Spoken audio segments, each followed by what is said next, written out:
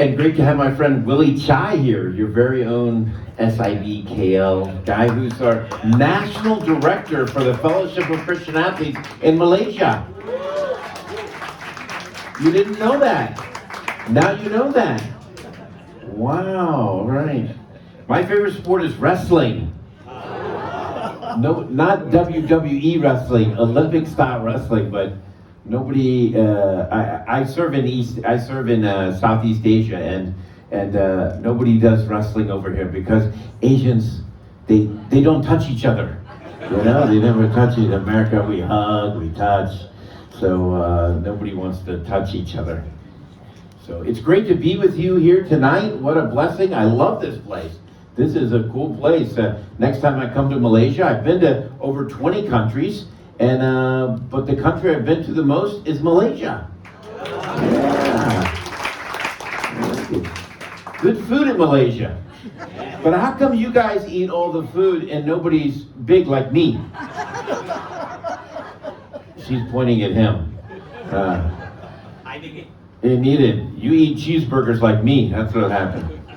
Anyways, I wrote a book called The Coach Approach, A Better Way to Lead in Business and Beyond, in ministry, in your home, in your nonprofit. This book, when we talk about this book, often people want to put it in a leadership category. And I wish there was a category just for relationships. I think you'll find things that you're going to hear tonight will work in your marriage, will work with your children, will work in your business also. So I'm looking forward to talking to you about that. And I just wonder if you ask yourself a question, is there a better way to lead in my business? Is there a better way to lead my family? Is there a better way to lead my team? And I think there is, so I hope that you listen closely tonight and you learn something. I'm looking forward to the Q&A also, too. So let me get this on here. I'm on. And okay, there we go. So what is coaching? What is, some of you know about coaching, but what is coaching leadership? So the traditional leadership, the driver for traditional leadership is knowledge. Traditional leaders like, I have knowledge. And so when I have knowledge, the result, when I share that knowledge, I feel good because I have the answers. But the coach approach is about the driver's curiosity. And the result of curiosity is they feel good. The other person feels good. So what does it look like? It looks like when one of your employees or your children or somebody in your nonprofit that you're leading comes to you and asks you a question. The traditional approach is, here's the answer. And I feel good about it because I've got the answer because I've been doing that. And you feel good about yourself because you gave the answer. But the coach approach, even when you've been doing it for years and years and years, is curiosity. So someone comes to you with a problem, and instead of giving them the answer, you're curious. And you say, well, what have you tried to solve this problem? What angles have you looked at? Have you thought about how this would impact others? And you have a curious approach, and which gets feedback from them, and they ultimately come up with the answer. That makes sense? And so then when we talk about listening, traditional listening and under traditional leadership is responding. Okay? You come to me with a problem, I respond. And guess what? I feel valued because I have the answer. Coaching leadership is when you come to me with something and I listen to understand. I listen to understand. I don't listen necessarily for the solution.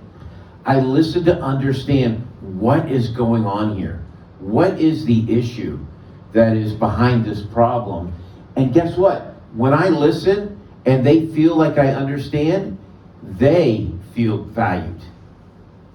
And then the final one I talk about is action. So traditional leadership, the action is telling. And when I tell other people, I become the advisor. I'm the advisor then. And then under the coaching leadership, the action is asking questions. And when I ask other people's questions, they self-discover.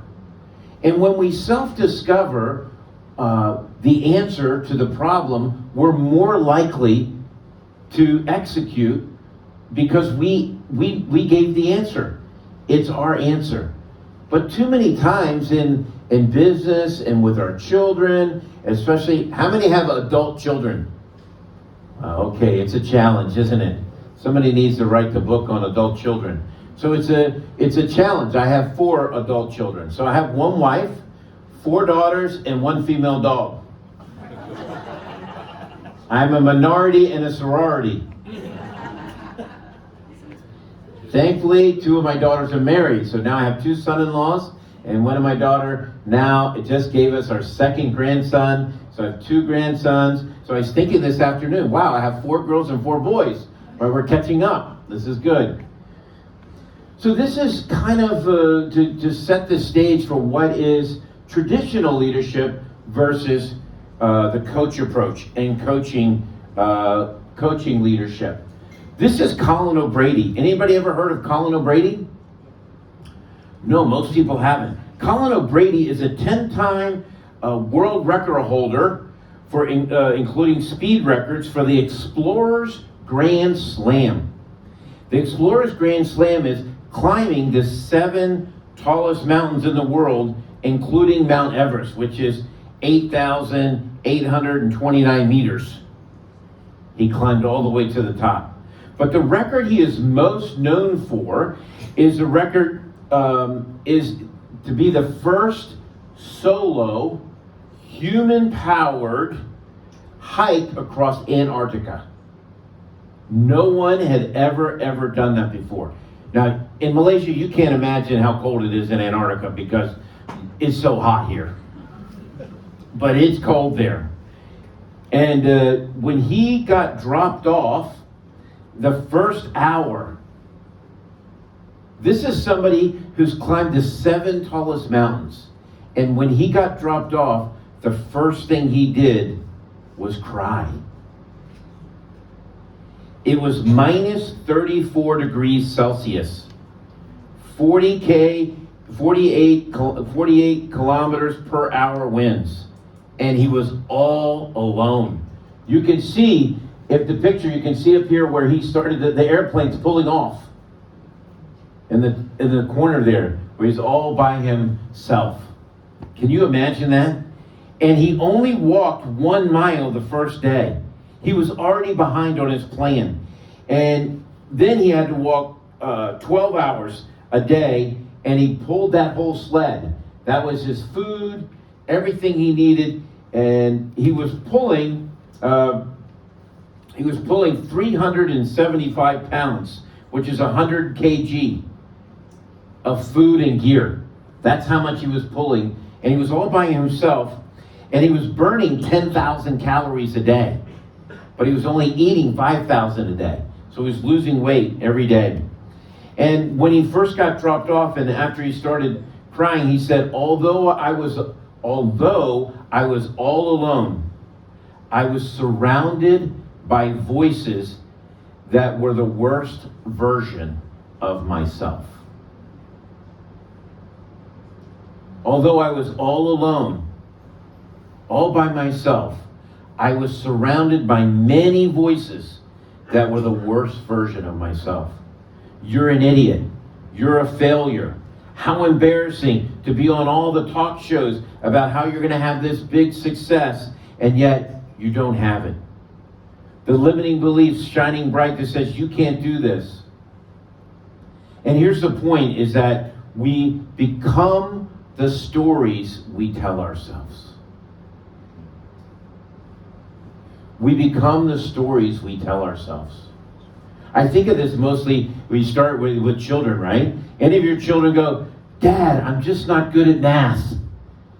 I'm just not good at math. And they keep saying it and saying it and saying it. And then guess what? They never become good at math. Because they keep saying it. Or I'm not good at writing. Or I'm not good at this or that. And they keep saying it and saying it, and it becomes a self-fulfilling prophecy. Because it's what they say. And that's what was happening in his own head.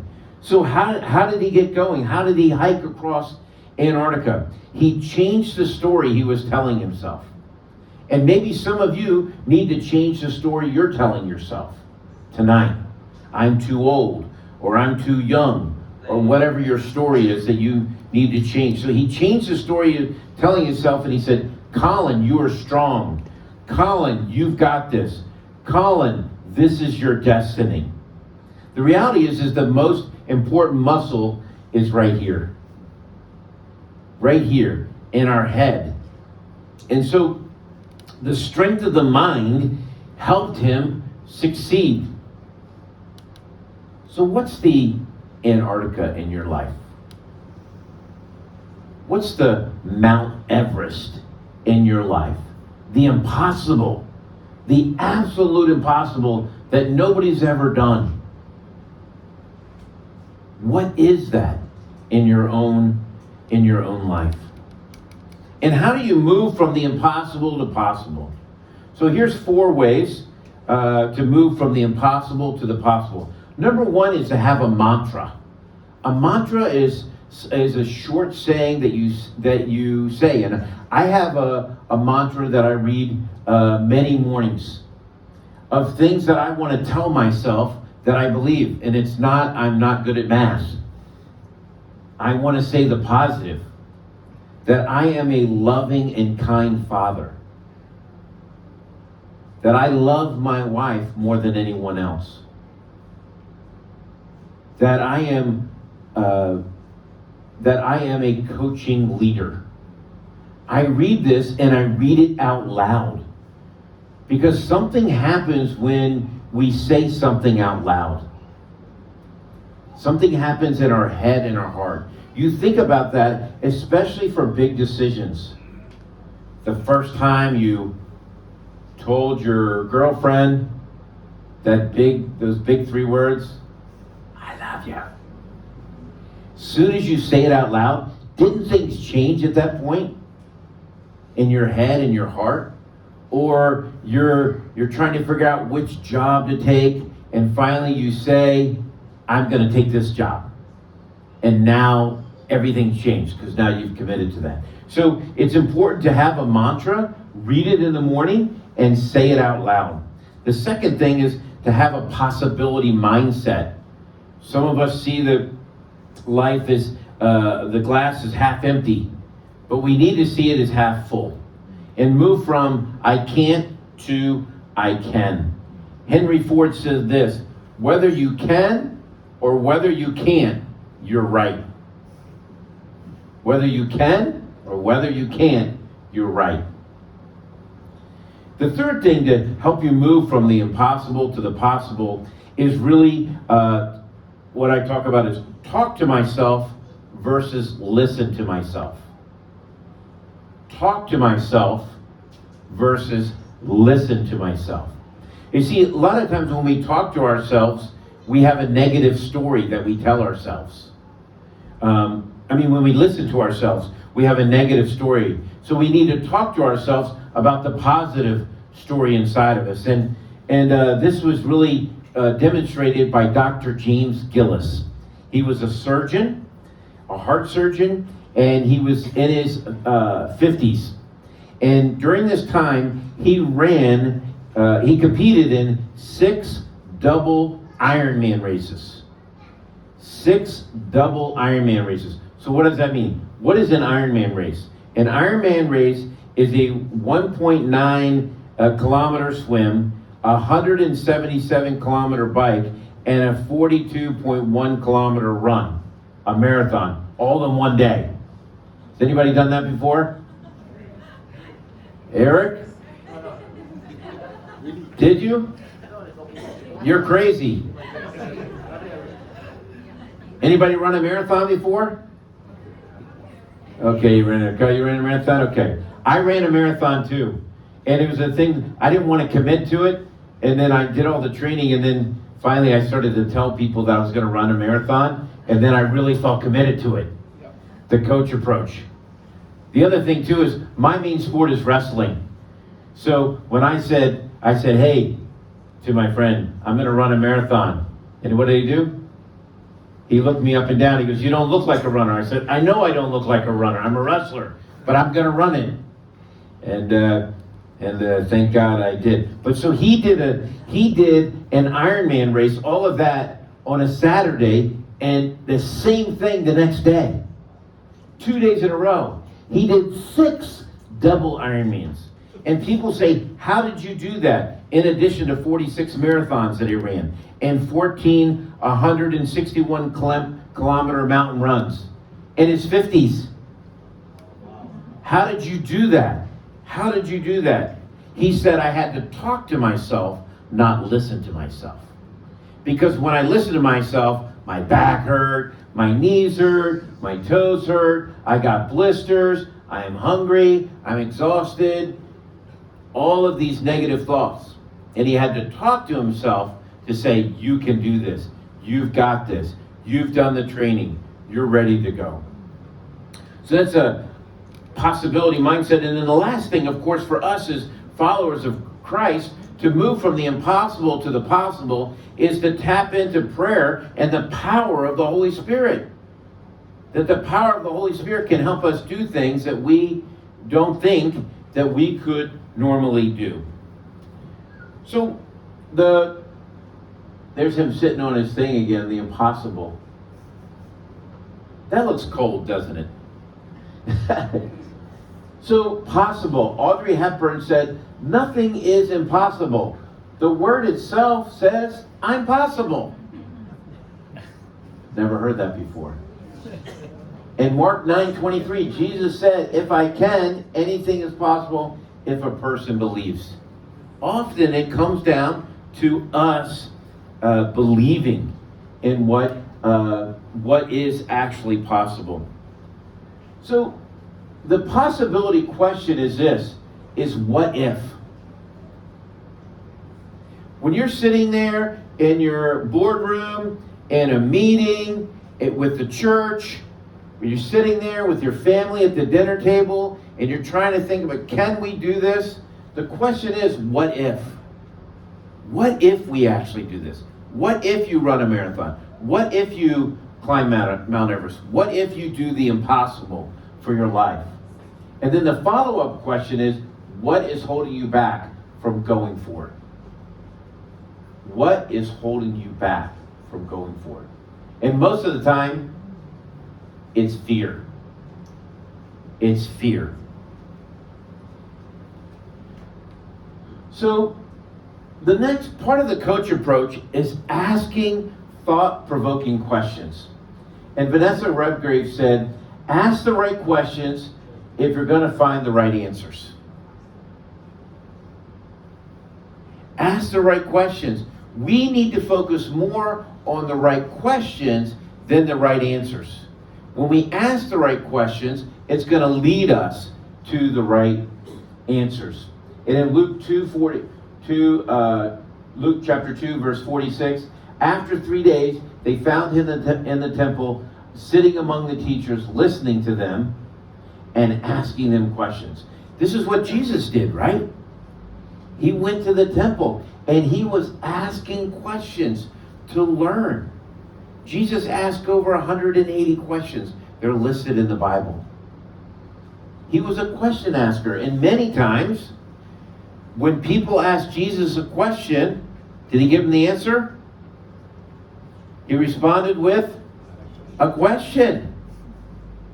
Why don't we do that? Because it's in our nature or it's in our society to just give the answer. And when I give the answer, I feel good about me. But when I ask a question, the other person feels valued. It's hard to do. Believe me, this is a lifelong journey because I'm great at giving answers. Well, let me tell you a story about Bob. I met Bob not too long ago, and Bob said, "Hey, I'm a member of TA." And we kept chatting, and he said, and then finally I said, "Bob, I don't know what TA is. What is it you're a member of TA?" And he said, "Oh, TA is Tellers Anonymous." He said, "I'm a recovering teller." And he said, "I want to be great at asking questions instead of telling people what to do." And he's a grandpa now. And so if you're a grandparent and you got grandchildren, they're coming up and asking you all kinds of questions. And he said, keep the questions coming. But when you're a mom and your 2-year-old keeps asking you questions, finally you say, stop asking me all these questions. But he says, bring the questions on. And the other thing about thought-provoking questions is not all questions are good questions. Once you trying to become good at asking questions, you realize not all questions are good questions. Here's an example. So during COVID, I got the blessing of getting COVID. 3 times I got that blessing. One time I was in Malaysia. So you brought it here? I brought it here. I was already here 7 days. We got it on a team, and then everybody was passing it around, and it was bad. It was really bad. I was at a hotel that didn't have like room service for food. So I was like calling my FCA friends, "Hey, leave me something to eat at the door," and run. They would knock and then run. Is it Willie Chai? Willie Chai? I don't know if Willie Chai helped me or not. But anyways, so during COVID, when I was at home and I got the COVID the first time, all my family was gone. And so people were calling me and texting me, "Do you need anything? Do you need anything?" Of course, that was a good-hearted question. Do you need anything? And of course, I didn't really need anything from them. And of course, I'm a man. I can handle this on my own, right? So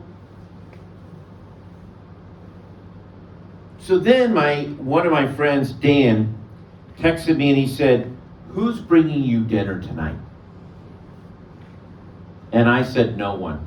He said, "Dinner's going to be on your porch at 4 p.m. All those people had the same intention to help me, but one question, do you need anything? Do you need anything? Didn't get the response that they really wanted. But the other question is, who's bringing you dinner tonight? Got the response that they wanted. So not all questions are good questions. And so the other thing about questions, before I just back up a minute, the other thing about questions is the average child asks 125 questions a day. The average adult, 6. The older we get, the less questions we ask. But we should be asking more questions as leaders. And let me just go to the last part, and that is about listening. How could you become a legendary listener? A legendary listener. Stephen Covey says most people do not listen with the intent to understand. They listen with the intent to reply. So when I'm listening to you, when you and I are in a conversation, I'm listening to you, all I'm thinking about is how I'm going to reply. But great listeners, they listen to understand fully what is being said and what is not being said. I haven't figured out how to do that in Malaysia yet, because there's a lot unsaid. Amen? Amen. Some of you have figured it out. But in America, we're very direct. I pretty much know what somebody's saying, because but But we have to listen to understand. And in Proverbs 12:15, a fool's way is right in his own eyes, but whoever listens to counsel is wise. We need to listen to other people. Less than 2% of Americans have 5 hours of training in listening. We speak 125 words a minute, but we can listen up to 800 words per minute. That's why if you ever listen to podcasts or books, you can put it up a lot faster and listen to that. So when we have space to listen to more, other things come into our brain. So I'm talking right now. I'm talking and you're listening, but some of you aren't listening to what I'm saying. You've already these 20 minutes, you've already started thinking about what am I going to do when I get home and the project I got to do in the morning, and you've been thinking about other things because your brain can do that, but you're not listening to me anymore. I know that. It's okay. It's okay. It's okay. So this is something we can talk about later, maybe a question for everybody. How do you feel when someone listens well? But are you the kind of person that listens well to someone? So there's 4 levels of listening. One is pretend listening. That's not really listening. Who do you pretend listen to? Your spouse. Your spouse. Wow, that seems to be number 1 across the world. That is number 1 across the world. We pretend listen to our spouse. I was going to say pastor, but he's right here. Oh, don't say pastor. Often we pretend listen to our spouse, to our children sometimes. That's who we pretend listen to. Elderly parents who talk and talk and talk. Maybe sometimes we pretend listen to lower level employees. How do they feel? Believe me, they feel it. They feel it. How about partial listening? Hearing some things but not listening to everything. So, I was visiting a church the other day, and my friend told me go meet the pastor, so I'm waiting in this line to meet to the pastor, and right behind me was this elderly lady named Judy. And so I said, hi, I'm Mark, I'm Judy, and I said, how long have you been going here? And that's all I had to say. How long have you been going here? And Judy just went off. She was like, blah, blah, blah, blah, blah, blah, blah, blah, blah, blah, blah, blah, blah, blah. I think she's lonely. She didn't have anybody to talk to. And I was trapped at that moment.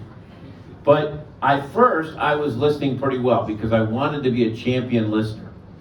But after 3 or 4 minutes, I started to become a partial listener. I started looking around and see if there's anybody else I could meet and everything like that. That's partial listening. And then present listening is focused in gathering information and minimizing distractions. Let me just say there's all kinds of environments. We need to get better at listening because there's all kinds of environments. There's environments at church where you're with 50 people or SIBKL, the main campus with 1,300 people. How do you listen in that environment versus this environment? Versus in a board meeting with 8 people? Versus a one-on-one conversation? Versus on Zoom? Are you listening on Zoom or not? Or are you partial listeners, pretend listening? You're not showing your face. You're answering your email at the same time. So there's all kinds of listening. And so, for me, one of the ways this applies for me is I'm an extrovert. I'm an extrovert. And so I like to sit in a restaurant. I like to have my back to the wall and see everybody coming in. Like, oh, hey, there's a pastor. Oh, there's Gabe. Hey, there's Woo. Hey, Kwee, how you doing? And so that's where I like to sit. Does that help me be a good listener to my wife? No. So now, because I want to become a legendary listener, when I go in the restaurant, guess where I sit? Like this. All the people are behind me, and I'm just looking at my wife. Does she appreciate it?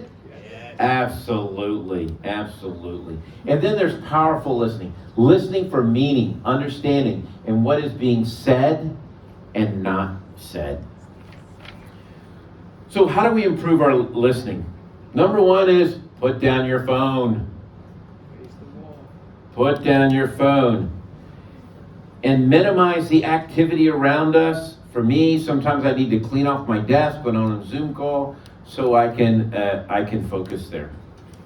So there is a lot more in my book to the coach approach, but this is just touching on a few things. And now I think we're going to have some question and answer time.